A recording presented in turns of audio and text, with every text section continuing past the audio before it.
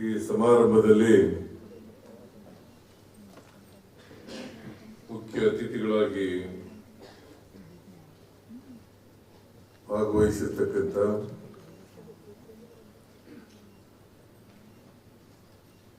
Olympic ಕ್ರೀಡಾ ಸಂಸ್ಥೆಯ ಅಧ್ಯಕ್ಷರು, ವಿಧಾನ ಪರಿಷತ್ತಿನ ಸದಸ್ಯರು ಆದಂಥ ಶ್ರೀ ಕೆ ಗೋವಿಂದರಾಜ್ ಅವರೇ, ಈ ಸಮಾರಂಭದ ಅಧ್ಯಕ್ಷತೆ ವಹಿಸಿರ್ತಕ್ಕಂಥ ಶಾಸಕರು ಆದಂಥ ರಿಜ್ವಾನ್ ಅರ್ಷದ್ ಅವರೇ, ಅನೂರು ಶಾಸಕರಾದಂಥ ಮಂಜುನಾಥ್ ಅವರೇ, ಕ್ರೀಡಾ ಇಲಾಖೆ ಪ್ರಧಾನ ಕಾರ್ಯದರ್ಶಿಗಳಾದಂಥ ನವೀನ್ ರಾಜ್ ಸಿಂಗ್ ಅವರೇ, ಆಯುಕ್ತರು ಕ್ರೀಡಾ ಇಲಾಖೆ ಇವರ ಶ್ರೀ ಚೇತನ್ ಕುಮಾರ್ ಅವರೇ, ಇಲ್ಲಿ ಭಾಗವಹಿಸಿರ್ತಕ್ಕಂಥ ಆತ್ಮೀಯ ಬಂಧು ಭಗಿನಿಯರೇ, ಎಲ್ಲ ಕ್ರೀಡಾಪಟುಗಳೇ, ಮಾಧ್ಯಮದ ಗೆಳೆಯರೇ,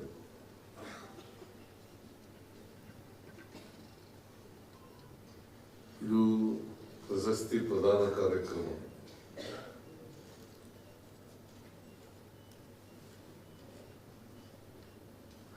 ಉತ್ತರಾಖಂಡದಲ್ಲಿ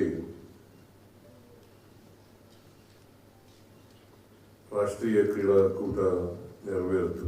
38ನೇ ರಾಷ್ಟ್ರೀಯ ಕ್ರೀಡಾಕೂಟ ನಮ್ಮ ರಾಜ್ಯದಿಂದ ಬಹಳ ಜನ ಕ್ರೀಡಾಪಟುಗಳು ಆ ಕ್ರೀಡಾಕೂಟದಲ್ಲಿ ಭಾಗವಹಿಸಿ ಬಹಳ ಸಂತೋಷದ ವಿಚಾರ ಏನು ಅಂತಂದ್ರೆ, ಇಡೀ ದೇಶದಲ್ಲಿ ರಾಷ್ಟ್ರೀಯ ಕ್ರೀಡಾಕೂಟ ಆಗಿರೋದ್ರಿಂದ ನಮ್ಮ ಕ್ರೀಡಾಪಟುಗಳು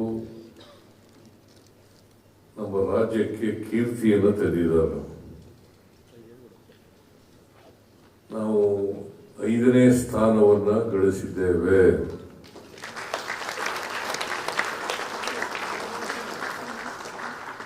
ಆ ಕ್ರೀಡಾಕೂಟದಲ್ಲಿ 34 ಚಿನ್ನ, 18 ಬೆಳ್ಳಿ, 28 ಕಂಚು.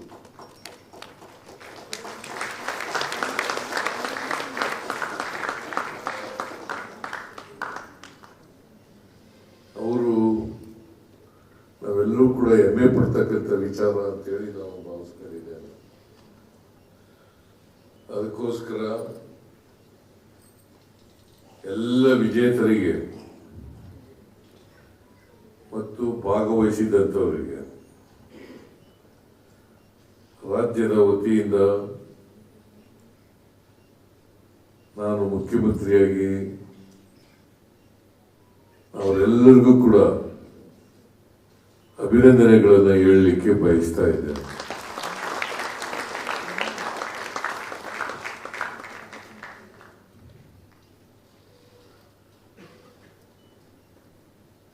ನಾನು ಮುಂದಿನ ಕ್ರೀಡಾಕೂಟದಲ್ಲಿ 1ನೇ ಸ್ಥಾನಕ್ಕೆ ಬರಲಿ ಅಂತ ಕೂಡ ಆಶಿಸ್ತೇನೆ.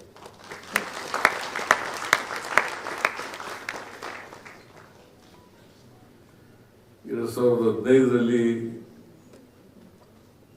ನಾನು ಮುಖ್ಯಮಂತ್ರಿ ಆಗಿದ್ದ ಸಂದರ್ಭದಲ್ಲಿ ನಾನು ಇದೇ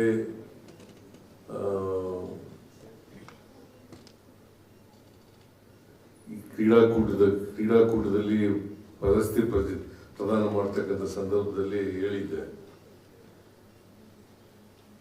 ಚಿನ್ನ ವಿಜೇತರಿಗೆ 5 ಲಕ್ಷ ರೂಪಾಯಿ, ಬೆಳ್ಳಿ ವಿಜೇತರಿಗೆ 3 ಲಕ್ಷ ರೂಪಾಯಿ ಮತ್ತು ಕಂಚು ವಿಜೇತರಿಗೆ 2 ಲಕ್ಷ ರೂಪಾಯಿ ಕೊಡ್ತೇವೆ ಅಂತ ಹೇಳಿದ್ದೆ. ಈಗ ಅದನ್ನ ಜಾರಿ ಮಾಡಿದ್ದೇವೆ.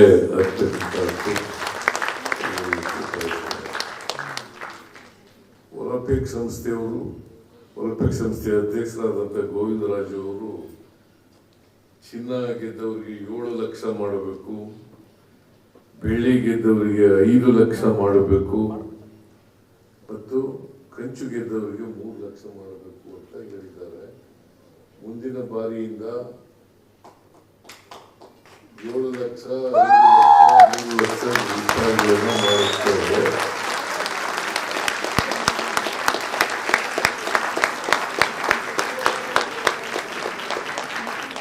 ಮಹಾರಾಷ್ಟ್ರ ರಾಜ್ಯದಲ್ಲಿ ಇದೆ, ಆದರೆ ಅಲ್ಲಿ ಎಷ್ಟೇ ಪದಕಗಳಿಗಿದ್ರು ಕೂಡ ಒಂದು ಬಹುಮಾನವನ್ನು ಕೊಡ್ತಾರೆ. ಎಲ್ಲ ಹುಡುಗರು ಕೊಡ್ತಾರ?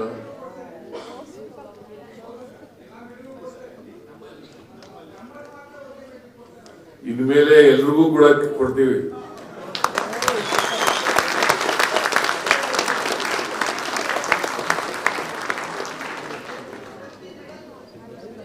ಪ್ರತಿ ಮೆಡಲ್ಗೂ ಬಹುಮಾನವನ್ನ ಕೊಡ್ತೇವೆ.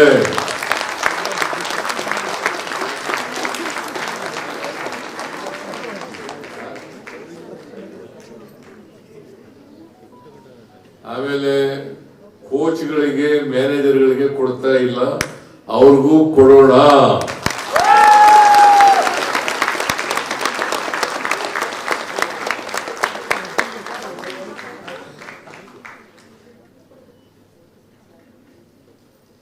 ನೀನೇನಾಗಿದ್ಯಪ್ಪ?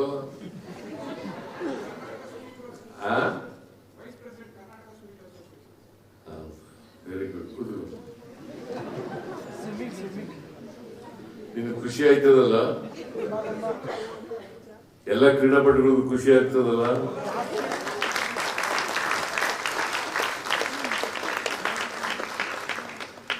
ನಾನು ಇವತ್ತಿನವರಿಗೆ ಕ್ರೀಡಾ ಇಲಾಖೆ ಕ್ರೀಡಾಪಟುಗಳಿಗೆ ಏನ್ ಕೇಳಿದ್ರು ಕೂಡ ಕೊಟ್ಟಿದ್ದೇನೆ.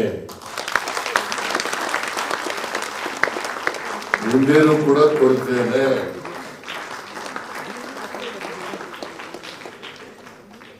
ಆಗ್ಬೋದಾ?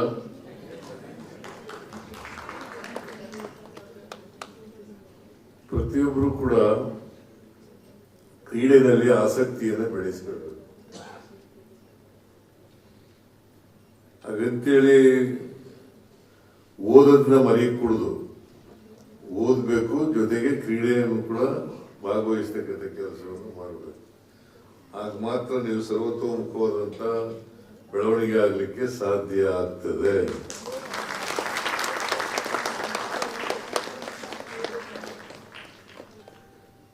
ನಮ್ಮ ಸರ್ಕಾರ ಎಲ್ಲ ರೀತಿಯ ಸಹಾಯವನ್ನ, ಸಹಕಾರವನ್ನ ಕೊಡುತ್ತದೆ ಅಂತಕ್ಕಂಥ ಮಾತುಗಳನ್ನ ಹೇಳಲಿಕ್ಕೆ ಬಯಸ್ತಾ ಇದ್ದೇನೆ. ಈಗ ಪೊಲೀಸ್ ಇಲಾಖೆಯಲ್ಲಿ 2% ಇತ್ತು ರಿಸರ್ವೇಶನ್. ಉದ್ಯೋಗ ಸಿಗ್ಬೇಕಾದ್ರೆ ಅದನ್ನು 3% ಮಾಡಬೇಕು ಅಂತ ಹೇಳಿದ್ರು. ಕೂಡಲೇ ಒಪ್ಪಿಕೊಂಡು ನಾನು ಮಂಗಳೂರಿನಲ್ಲಿ ಅದನ್ನ ಇದು ಘೋಷಣೆ ಮಾಡಿದೆ. ಈಗಾಗಲೇ ಆದೇಶ ಕೂಡ ಇಶ್ಯೂ ಆಗಿದೆ. ಕೆಲಸನೂ ಕೂಡ ಕೆಲವರಿಗೆಲ್ಲ ಸಿಕ್ಕಿದೆ. ಈಗ ಯಾರು ಬಹುಮಾನ ತಗೊಂಡ್ರಲ್ಲ,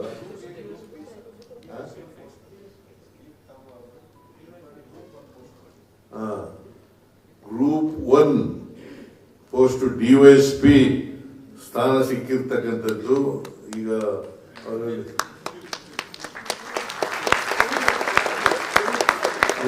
ಹಾಕಿ ಅವ್ರಿಗೆ ಕೊಟ್ಟಿದ್ದೀವಿ. ಅವರು ಈಗ DYSP ಪೊಲೀಸ್ ಡಿಪಾರ್ಟ್ಮೆಂಟ್,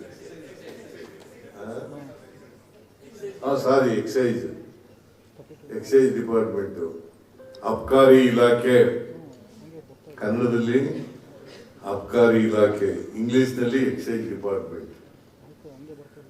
ಅವರು ಮೇಲಕ್ಕೂ ಪ್ರಮೋಷನ್ ಬಂದು ಮೇಲಕ್ಕೂ ಹೋಗ್ತಕ್ಕಂಥ ಅವಕಾಶಗಳು ಕೂಡ ಇರ್ತದೆ. ಸೊ ನೀವೆಲ್ಲರೂ ಕೂಡ ಉದ್ಯೋಗದಲ್ಲೂ ಬರಬೇಕು, ಮತ್ತೆ ಈ ನಾಡಿನ ಕೀರ್ತಿಯನ್ನು ಕೂಡ ಹೆಚ್ಚಿಸ್ತಕ್ಕಂಥ ಕೆಲಸವನ್ನ ಮಾಡಬೇಕು. ನೀವು ಇಡೀ ರಾಜ್ಯದ ಹೆಮ್ಮೆ. ನಮ್ಮ ರಾಜ್ಯಕ್ಕೆ, ದೇಶಕ್ಕೆ ಕೀರ್ತಿ ತಕ್ಕ ಬಂದ್ರೆ ನೀವು ಹೆಚ್ಚು ಹೆಚ್ಚು ಕ್ರೀಡೆಗಳಲ್ಲಿ ಭಾಗವಹಿಸಿ ಬಹುಮಾನಗಳನ್ನು ಪಡೆದರೆ ಅದು ರಾಜ್ಯಕ್ಕೆ ಸಿಗ್ತಕ್ಕಂಥ ಗೌರವ, ಹೆಮ್ಮೆ ಅಂತಕ್ಕಂಥ ಮಾತುಗಳನ್ನು ಹೇಳಲಿಕ್ಕೆ ಬಯಸ್ತಾ ಇದ್ದಾರೆ. ಅದರಿಂದ ಇವತ್ತು ಇಡೀ ದೇಶದಲ್ಲಿ 5ನೇ ಸ್ಥಾನ ಪಡ್ಕೊಂಡಿರ್ತಕ್ಕಂಥದ್ದು ಅದು ಹೆಮ್ಮೆಯ ವಿಷಯ. ನಾನು ಇನ್ನೂ ಎತ್ತರಕ್ಕೆ ಹೋಗ್ಬೇಕು. ನೀವು ಒಲಿಂಪಿಕ್ನಲ್ಲಿ, ಕಾಮನ್ವೆಲ್ತ್ ಗೇಮ್ಸ್ನಲ್ಲಿ, ಆಮೇಲೆ ಏಷ್ಯನ್ ಗೇಮ್ಸ್ನಲ್ಲಿ ಭಾಗವಹಿಸಬೇಕು. ನಾನು ಇನ್ನು ಮುಂದೆ ನೀವೆಲ್ಲರೂ ಕೂಡ ಶ್ರದ್ಧೆಯಿಂದ, ಏಕಾಗ್ರತೆಯಿಂದ ಪ್ರಯತ್ನ ಮಾಡಿದ್ರೆ ಹೋಗೋದಕ್ಕೆ ಕಷ್ಟ ಏನಿಲ್ಲ. ಈಗ 34 ಚಿನ್ನ ಗೆದ್ದಿರೋರು ಒಲಿಂಪಿಕ್ ಹೋಗೋದು ಕಷ್ಟ ಆಗ್ತದ? ಹಾಗಾದ್ರೆ ಕಷ್ಟ ಏನಾಗಲ್ಲ. ಬಟ್ ಪ್ರಯತ್ನ ಮಾಡಬೇಕು. ಪ್ರಾಮಾಣಿಕವಾಗಿ ಪ್ರಯತ್ನವನ್ನು ಮಾಡಿದ್ರೆ, ಅದನ್ನು ಡಿಸಿಪ್ಲಿನ್ನಿಂದ ಅಭ್ಯಾಸ ಮಾಡಿದ್ರೆ ಮಾಡಬೇಕಾಗ್ತದೆ. ಅದಕ್ಕೆ ಯಾರ್ಯಾರು ಒಲಿಂಪಿಕ್ನಲ್ಲಿ ಭಾಗವಹಿಸ್ತಾರೆ ಅವ್ರಿಗೆ ಭಾಗವಹಿಸ್ಲಿಕ್ಕೋಸ್ಕರ ಟ್ರೈನಿಂಗ್ ಕೂಡ ಕೊಡ್ತಾ ಇದ್ದೀವಿ. ಪ್ರತಿಯೊಬ್ಬರಿಗೂ ಕೂಡ 10 ಲಕ್ಷ ರೂಪಾಯಿಗಳನ್ನು ಕೊಡ್ತೇವೆ.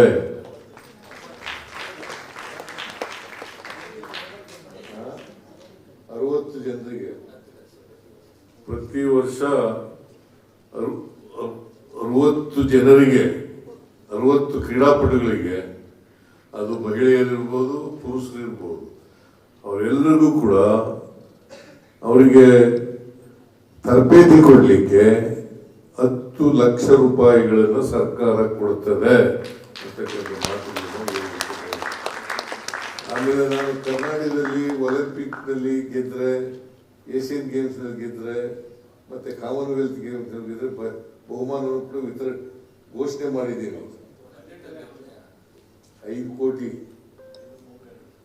5, 3, 2 ಒಲಿಂಪಿಕ್ನಲ್ಲಿ ಗೆದ್ದವರಿಗೆ, ಚಿನ್ನ ಗೆದ್ದವರಿಗೆ 5 ಕೋಟಿ, ಬೆಳ್ಳಿ ಗೆದ್ದವರಿಗೆ 3 ಕೋಟಿ, ಕಂಚು ಗೆದ್ದವರಿಗೆ 2 ಕೋಟಿ. ಅದಕ್ಕೆ ನಾನು ಇದನ್ನ ನಿಮಗೆ ಆಸೆ ತೋರಿಸ್ತಾ ಇಲ್ಲ. ಬಜೆಟ್ ಘೋಷಣೆ ಮಾಡಿದ್ದೀನಿ. ನಾನು ಬಜೆಟ್ ಘೋಷಣೆ ಮಾಡಿ ದುಡ್ಡುಗೋಸ್ಕರ ಕ್ರೀಡೆ ಮಾಡೋದಲ್ಲ, ದುಡ್ಡುಗೋಸ್ಕರ ಅಲ್ಲ. ಈ ದೇಶಕ್ಕೆ, ಈ ರಾಜ್ಯಕ್ಕೆ ಕೀರ್ತಿ ತರಲಿಕ್ಕೋಸ್ಕರ ನಿಮ್ಮ ಪ್ರಯತ್ನ ಮಾಡಿದ್ರೆ ಬಹುಶಃ ಇದು ಕಷ್ಟ ಆಗಲಾರದು ಅಂತೇಳಿ ನಾನು ಭಾವಿಸ್ಕೊಂಡಿದ್ದೇನೆ. ಅದಕ್ಕೋಸ್ಕರ ನೀವು ಒಲಿಂಪಿಕ್ನಲ್ಲಿ, ಏಷ್ಯನ್ ಗೇಮ್ಸ್ನಲ್ಲಿ ಮತ್ತೆ ಕಾಮನ್ವೆಲ್ತ್ ಗೇಮ್ಸ್ನಲ್ಲಿ ಬಹುಮಾನಗಳನ್ನು ಪಡೆಯಿರಿ ಅಂತಕ್ಕಂಥ ಆಶಯವನ್ನು ವ್ಯಕ್ತಪಡಿಸಿ, ನೀವೆಲ್ಲರಿಗೂ ಮತ್ತೊಮ್ಮೆ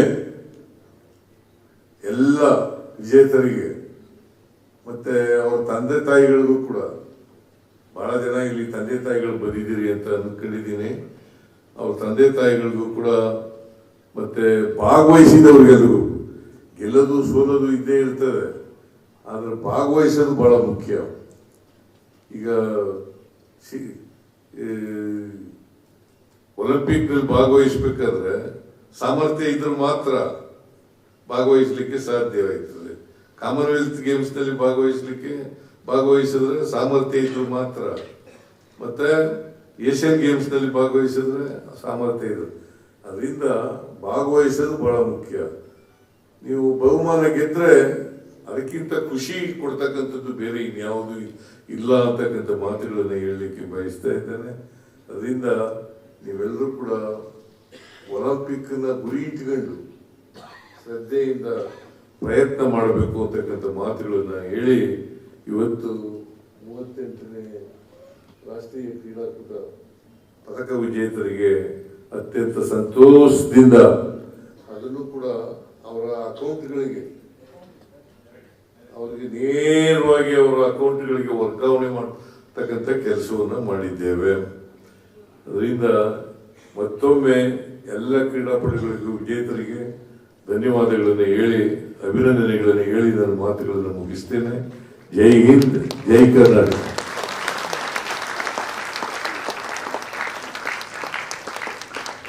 ಮುಖ್ಯಮಂತ್ರಿಗಳಿಗೆ ಧನ್ಯವಾದಗಳು.